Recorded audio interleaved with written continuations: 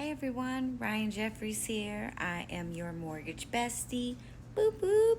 It's been a while. I've had a lot of family things going on, but I want to continue with my series talking about all of things related to mortgage and purchasing a property um, that you may have heard of, but you don't quite know.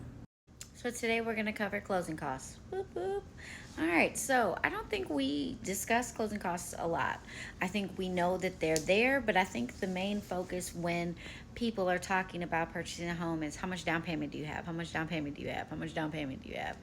And the reality is, I offer down payment assistance for so many different areas and things like that.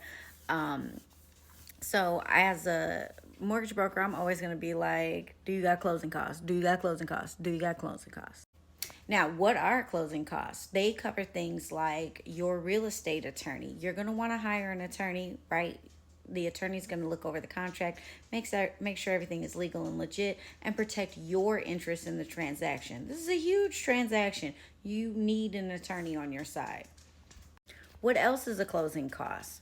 Okay, title services. So you're gonna hire a title company, and these are things that you do throughout the process. So the title company is gonna search the title of the property to make sure there's not other liens on the property, that the person that's trying to sell you the property is actually the owner.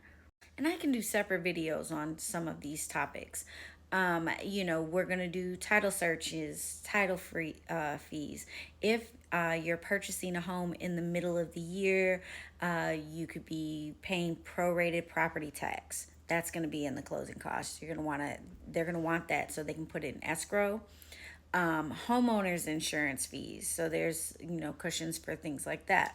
So closing costs are a big deal, and they can be anywhere from 2 to 5% of the loan amount. So making sure that you have access to funds to cover the closing costs is important. And usually, when you give your earnest money, that is applied to your closing costs. Okay. If you have any questions, give me a comment. DM me privately if you want to ask a question privately. I am licensed in Illinois and Indiana, so I have all the answers.